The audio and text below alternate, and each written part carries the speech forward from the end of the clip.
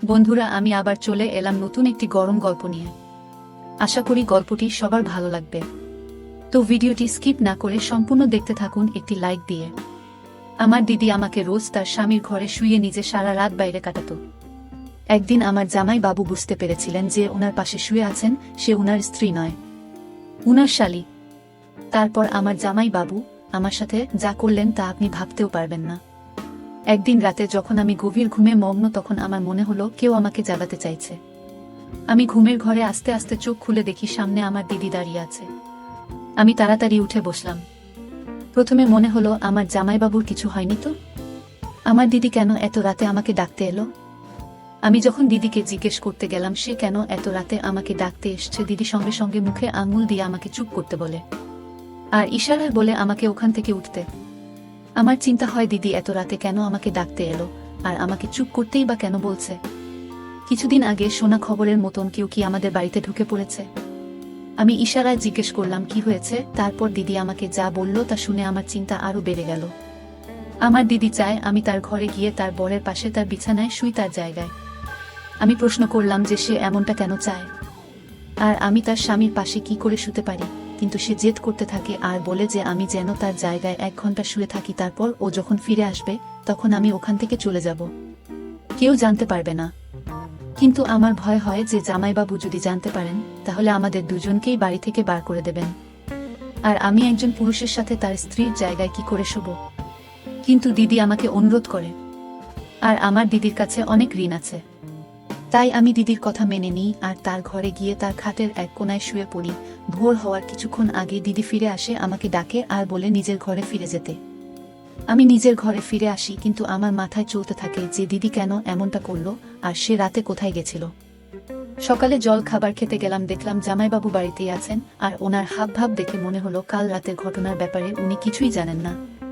আমি জামাইবাবুর বেরোনোর অপেক্ষায় বসে রইলাম যাতে আমি দিদিকে জিজ্ঞেস করতে পারি যে এসব কি হচ্ছে। জামাইবাবু বেরোনোর পর যখন আমি দিদিকে জিজ্ঞেস করি সে কাল রাতে কোথায় গেছিল, তখন সে কাঁদতে শুরু করে। সে বলে যে সে কাল রাতে তার এক বন্ধুর সাথে হাসপাতালে ছিল। শুনে আমি অবাক হলাম।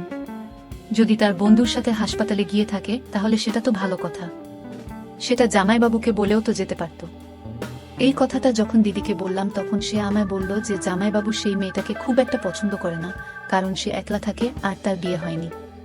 লোকে মনে করে যেসব মেয়েরা একলা থাকে তারা খারাপ হয়। এমনটা সত্যি নয়, কিন্তু অন্য পুরুষদের মতন আমার জামাইবাবুও নাকি সেই মেয়েটাকে খারাপ ভাবে। আমি জিজ্ঞেস করলাম তার বন্ধুর কি এমন হয়েছে যে রাতে তাকে হাসপাতাল যেতে হয়, তখন দিদি আমার সেই কথা এড়িয়ে গেল আর আমাকে ধন্যবাদ দিতে লাগলো, বলল যে আমি তাকে কাল রাতে বাঁচিয়ে দিয়েছি। আমারও মনে হলো যে আমি যা করেছি একটা ভালো কাজের জন্যই করেছি। আমি ঘটনাটা ভোলার চেষ্টা করলাম, কিন্তু কিছুদিন পর আবার একটা রাতে দিদি আমাকে ডাকতে এলো, আবার আমাকে তার ঘরে গিয়ে শুতে বলে। আমি জিজ্ঞেস করলাম আবার সেই বন্ধুটার সাথে যাচ্ছ? দিদি বলল হ্যাঁ। আমি অনেক জিজ্ঞেস করলাম যে কোনো হাসপাতালে যাচ্ছ, কেন যাচ্ছ, যাতে আমি কিছু জানতে পারি, কিন্তু দিদি আমাকে কিছুই বলল না। আমাকে নিজের ঘরে পাঠিয়ে সে বাড়ি থেকে বেরিয়ে গেল। আমার কেন জানি না মনে হলো কিছু একটা গন্ডগোল আছে। আমার মনে হলো দিদি হাসপাতাল যাওয়ার নাম করে অন্য কোথাও যাচ্ছে। দিদি 4 ঘন্টা পর ফিরে আসে আর এই 4 ঘন্টা আমার কিভাবে কাটলো সে আমি জানি। যখনই জামাইবাবু পাশ ফিরছেন তখনই আমার মনে হচ্ছে আমি এই ধরা পড়ে যাব। মনে মনে ঠিক করলাম যে এরপর আর দিদির কথা কোনোদিন শুনবো না, আর এরকম কিছু হলে আমি জামাইবাবুকে সব বলে দেব, কারণ আমার মনে হলো জামাইবাবুর সবটা জানা দরকার। দিদি আমার সব কথা এড়িয়ে যাচ্ছে, এইভাবে চলতে পারে না। 1 সপ্তাহ পর আবার আমার দিদি আমার ঘরে আসে আর বলে আমাকে তার ঘরে গিয়ে শুতে। আমি বললাম যে আমি আর এটা করতে পারবো না। তাকে ভয়ও দেখালাম যে আমি জামাইবাবুকে সবকিছু বলে দেব। সে বলল যে আমি এমনটা করলে সে আমাকে বাড়ি পাঠিয়ে দেবে, সে তার বাড়িতে আমাকে রাখবে না, কারণ কেউ তাকে এই বাড়িতে থাকতে দেবে না। আমার ভবিষ্যতের ব্যাপার, তাই আমার আপত্তি থাকা সত্ত্বেও আমাকে দিদির ঘরে গিয়ে শুতে হয়। আমি ভেবে দেখলাম যে এই ব্যাপারটা জানাজানি হলে আমারও বদনাম হবে। আমার এখন কি করা উচিত? জামাইবাবুকে সবকিছু বলে দেওয়া উচিত নাকি মুখ বন্ধ রাখা উচিত? আমি শুয়ে শুয়ে এসবই ভাবছিলাম যখন আমার মনে হলো জামাইবাবু আমার দিকে ফিরে শুয়েছে। আমি সঙ্গে সঙ্গে চোখ বন্ধ করে উল্টো দিকে ফিরে শুই, কিন্তু মনে হয় জামাইবাবু বুঝতে পেরেছিলেন যে আমি ওনার বউ নই, ওনার শালী। তারপর উনি ওনার স্ত্রী আর আমার উপর নিজের মতন করে বদলা নেন। আমার নাম সীতা। আমরা দুই বোন। আমাদের বাড়ি একটা ছোট্ট গ্রামে। আমার দিদির নাম রিয়া। তার বিয়ে হয় শহরে, আর সে তার স্বামীর সাথে শহরেই থাকত। আমি মেট্রিক পাশ করার পর কলেজে অ্যাডমিশন নেওয়ার জন্য ফর্ম ফিল আপ করি। যে কলেজে আমার গ্রামের বাকি মেয়েরা পড়তো সেই কলেজেই অ্যাডমিশন নিই। কিন্তু আমার দিদি জেদ ধরে যে সে আমাকে শহরের একটা বড় কলেজে পড়াবে। সে নিজেই আমার সব ডকুমেন্ট নিয়ে গিয়ে জমা করে দেয়। আমার অ্যাডমিশন হলো তখন দিদি নিজেই বলল আমি যেন তার বাড়িতে থেকে পড়াশোনা করি। সে মা বাবা আর জামাইবাবুকে কি করে রাজি করালো তা আমি জানি না। আমি খুব আনন্দে ছিলাম এই ভেবে যে আমি শহরের একটা বড় কলেজে পড়তে পারবো আর গ্রাম ছেড়ে শহরে গিয়ে থাকতে পারবো। সেদিন হয়নি আমি এই শহরে এসেছি, কিন্তু আমার দিদি সব সময় আমার পাশে থেকেছে। এখানে লোকে যেরকম জামা কাপড় পরে সেরকম জামা কাপড় কিনে দেওয়া, ভালো ব্যাগ কিনে দেওয়া, হাত খরচ দেওয়া, বাড়ির সব কাজ নিজে সামলানো যাতে আমি পড়াশোনায় মন দিতে পারি, এই সবই আমার দিদি একা হাতে করে। তার জন্য আমার দিদির উপর অনেক ঋণ। আর এমনিতেও সে আমার দিদি হয়। আমি ওর সব কথা শুনতাম। সবকিছু ঠিক চলছিল। কলেজ থেকে যখন প্রথমবার ছুটি পেলাম তখন আমি খুব আনন্দে ছিলাম। নিজের গ্রামে যাব আর নিজের বন্ধুদের সাথে দেখা করব। কিন্তু দিদি আমাকে বেশি দিন গ্রামে থাকতে দিল না। বলল তার বাড়ি ফিরে এসে পড়াশোনায় মন দিতে। দিদি তার মিষ্টি কথায় মা বাবাকেও ভুলিয়ে রাখত। তারাও ওর সব কথা শুনত। আমার মনে হতো দিদি আমাকে খুব ভালোবাসে, তাই আমার এত খেয়াল রাখে। নিজে একটা ছোট কলেজে পড়লেও আমি যাতে একটা ভালো কলেজে পড়তে পারি আর গ্রামের সকলের থেকে আগে থাকতে পারি, ও সেই চেষ্টাই করছে। কিন্তু ওর মনে কি আছে সেটা আমি জানতাম না। আমার ছুটির কিছুদিন এখনো বাকি আছে আর আমি গ্রাম থেকে ফিরে এসেছি। আমার জামাইবাবু আমাকে বাড়ির একজন মনে করতে শুরু করেছিল, তাই আমার ফেরত আসাতে উনিও খুব খুশি হয়েছিলেন। যেই দিন আমি গ্রাম থেকে ফিরেছিলাম সেদিন আমি খুব ক্লান্ত ছিলাম, তাই আমি তাড়াতাড়ি শুতে চলে গেছিলাম। সেই দিন রাতে আমার দিদি আমার ঘরে এসে বলে আমাকে তার ঘরে গিয়ে শুতে, যাতে সে জামাইবাবুকে লুকিয়ে তার বন্ধুকে হাসপাতালে দেখতে যেতে পারে।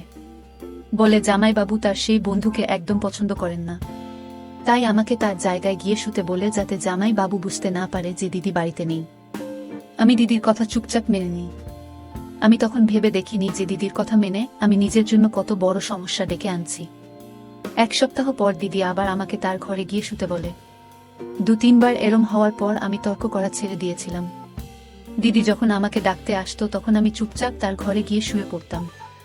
কিন্তু একদিন আমার মনে হলো যে জামাইবাবু জেগে গেছেন আর তিনি বুঝতে পেরেছেন যে তার পাশে যে শুয়ে আছে সে ওনার স্ত্রী নয়, ওনার শালী।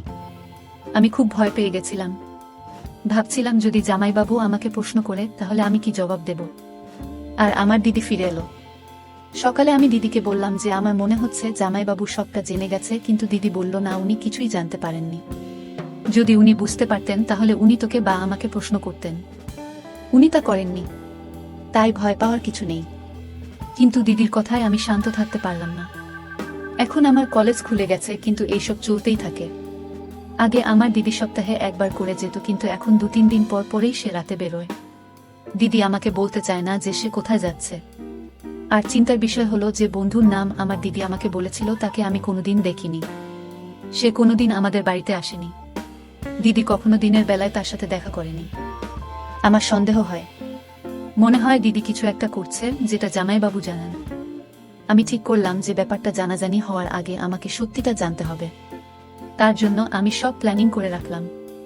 2 দিন হয়ে গেল আমার দিদি আমাকে তার ঘরে যেতে বলেনি, তাই আমার বিশ্বাস ছিল যে আজ রাতে ও নিশ্চয়ই আসবে।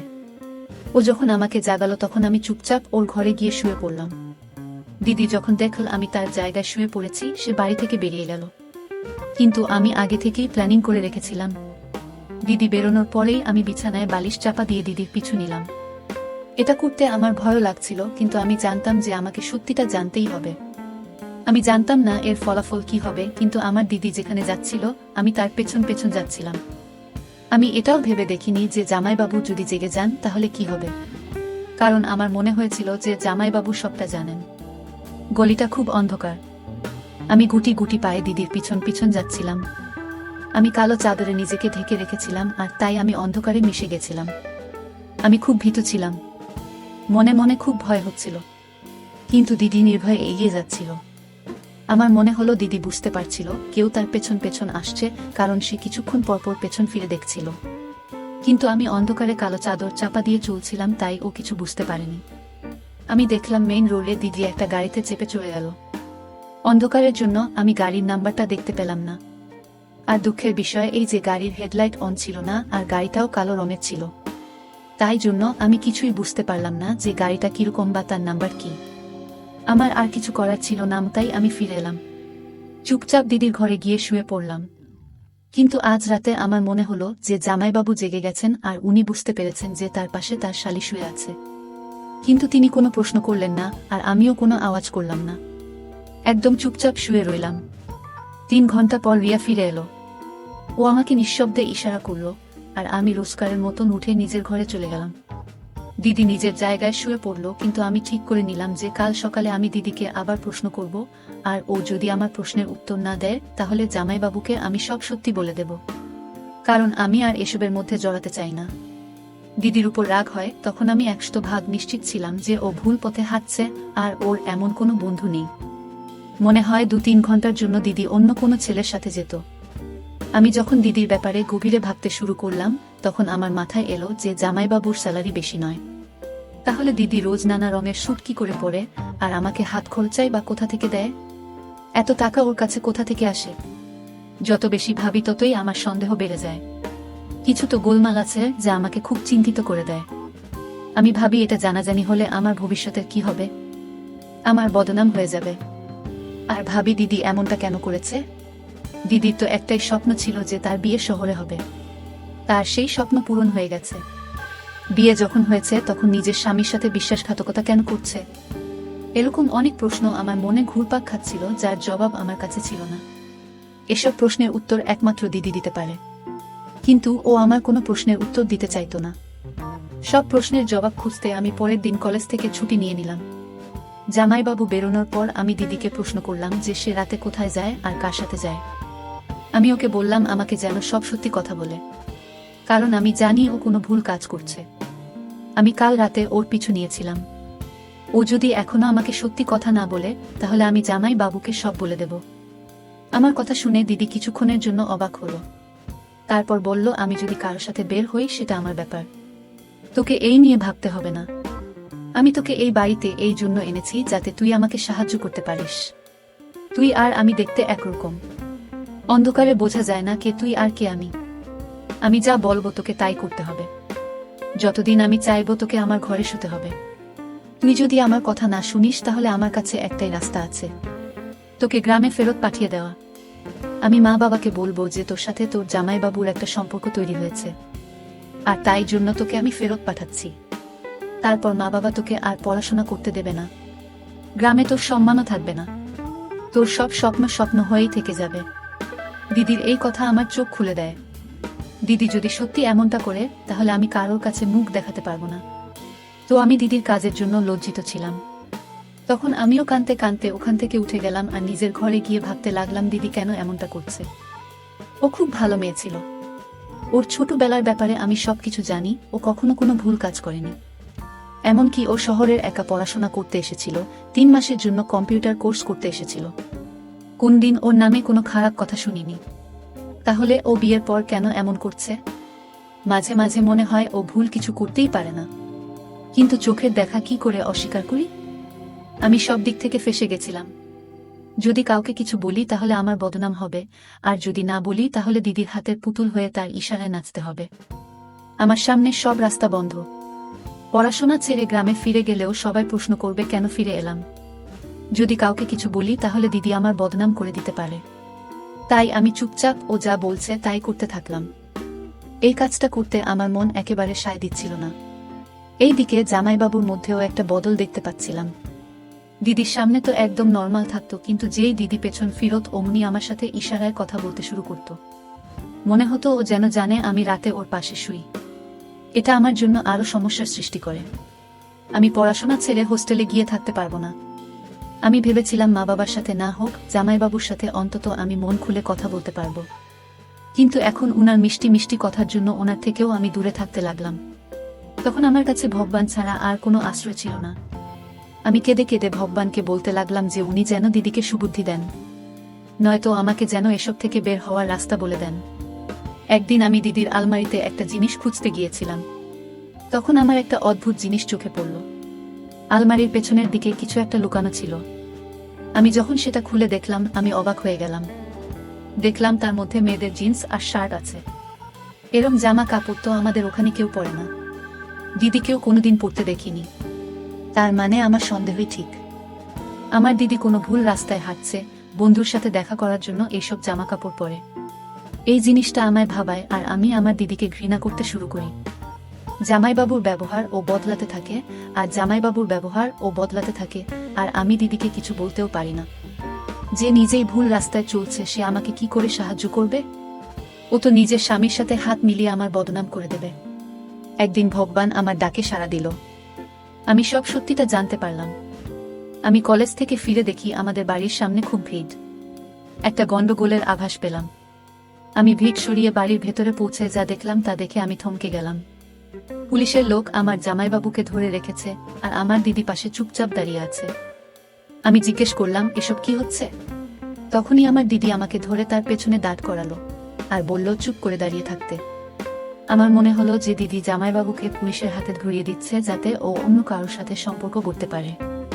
যখন আমি দিদিকে এই কথাটা বলি তখন ও আমাকে চুপ করতে বলে। জামাইবাবু চিল্লাতে থাকে আর পুলিশ তাকে ধরে নিয়ে যায়। বাইরের লোকজন চলে যাবার পর আমি দিদিকে রেগে বলি যে জামাইবাবুকে গ্রেফতার করানো তার উচিত হয়নি। জামাইবাবু কি দোষ করেছেন? দিদির যদি তাকে পছন্দ না হয়ে থাকে তাহলে সে তাকে ডিভোর্স দিতে পারত, কিন্তু একজন নিরপরাধ মানুষকে গ্রেফতার করানো একেবারেই উচিত নয়। আমার দিদি বলে, সে নির্দোষ কি করে হতে পারে? ও তোকে বিরক্ত করত না? এটা শুনে আমি মাথা নিচু করে দাঁড়িয়ে রইলাম।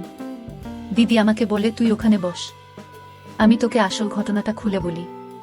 তারপর দিদি আমাকে যা বলল তা শুনে আমি আকাশ থেকে পড়লাম। আমি পুরো গল্পটা দিদির ভাষায় বলছি। তোর মনে আছে আমি বিয়ের আগে 1 মাসের কোর্স করতে এখানে এসেছিলাম? আমি বললাম, হ্যাঁ মনে আছে। দিদি বলে যে ওটা কোনো কম্পিউটার কোর্স ছিল না, আমি পুলিশ ফোর্স জয়েন করেছিলাম আর তারই ট্রেনিং নিতে আমি এখানে এসেছিলাম। এই কথাটা বাড়িতে কেউ জানতো না, শুধু দিদি আর মা বাবা জানতো। কিছু বছর পর আমার সম্বন্ধ আসে আর মা বাবা জোর করে আমার সেখানে বিয়ে দিয়ে দেয়। প্রথমে আমিও এই বিয়েতে খুশি ছিলাম, কিন্তু বিয়ের পর যখন দিদি জামাইবাবুকে বলে যে সে পুলিশ ফোর্স জয়েন করতে চায় তখন জামাইবাবু আপত্তি জানান। দিদি জামাইবাবুকে এটা বলেনি যে সে অলরেডি পুলিশ ফোর্স জয়েন করে ফেলেছে। কোন দিদি কাজে জয়েন করে তখন ওর হেড ওকে বলে ও যেন রিজাইন না করে, ওকে রোজ ডিউটিতে আসতে হবে না। পুলিশের যে সব গোপন মিশন হয় তাতে যেন ও সাহায্য করে। দিদি এতে রাজি হয়। সবাই এটাই ভেবেছিল যে বাড়ির চাপে তার স্বামী তাকে পুলিশ ফোর্স জয়েন করতে বারণ করে। একবার দিদিকে একটা গুপ্ত গ্যাংয়ের বিরুদ্ধে প্রমাণ জোগাড় করতে বলা হয়েছিল। এই কাজটা সে তার স্বামীকে না জানিয়ে শুরু করেছিল। এই গ্যাং এর ব্যাপারে খোঁজ খবর করতে গিয়ে দিদি জানতে পারে যে তার স্বামী ও এই গ্যাং এরই একটা অংশ, আর এই কারণেই তার স্বামী তাকে পুলিশ ফোর্স জয়েন করতে বারণ করেছিল। তাই দিদি একটা জুয়া খেলার সিদ্ধান্ত নেয় আর তাতে আমাকে ব্যবহার করে। ও রোজ রাতে যে বেরিয়ে যেত সেটা ওর কাজের জন্যই যেত। আমার মতন দিদিও জানতো যে জামাইবাবু সবটা জানতেন। তার স্বামী বরাবরই জানতো যে সে রাতে বেরিয়ে যেত, কিন্তু তার নজর তোর ওপর ছিল, তাই উনি আমাদের কিছু বলতো না। তার এটাই মতলব ছিল যে একদিন সে আমাদের হাতে নাতে ধরবে আর এই ঘটনাকে বাহানা বানিয়ে আমাকে ছেড়ে দিয়ে তোকে বিয়ে করবে। আমি সবকিছু জানা সত্ত্বেও চুপ করে সব সহ্য করছিলাম, কারণ আমি জানতাম যে এই সবটাই একটা খেলা। আজ আমি নিজে ওকে গ্রেফতার করিয়েছি, কারণ আমি নিজের স্বামীকে হারাতে পারি কিন্তু নিজের দেশের সাথে বেইমানি করতে পারি না। আমার ভেবে লজ্জা লাগলো যে আমি দিদির সম্পর্কে কি সব ভেবেছিলাম। আমি দিদির কাছে ক্ষমা চাইলাম, আর দিদি এক কথায় আমাকে ক্ষমা করে দিল। এরপর দিদি তার স্বামীকে ডিভোর্স দেয় আর পুলিশ ফোর্স জয়েন করে। আমি এখনো এই শহরেই থাকি, কিন্তু এখন আমার মাথার উপর কোনো জামাইবাবুর হাত নেই, আর আমার এই ভয়ও নেই যে আমার দিদি আমাকে কোনো খারাপ কাজের জন্য ব্যবহার করছে, কারণ চোখের দেখা সবসময় সত্যি হয় না। তো বন্ধুরা, আজকের গল্পটি এ পর্যন্ত। আশা করি গল্পটি সবার ভালো লেগেছে, আর তোমাদের সাথে এমন ঘটনা ঘটে থাকলে কমেন্ট বক্সে জানিয়ে দিও। আর এরকম রোমান্টিক গল্প পেতে আমাদের চ্যানেলটি সাবস্ক্রাইব করতে পারেন। ধন্যবাদ বন্ধুরা।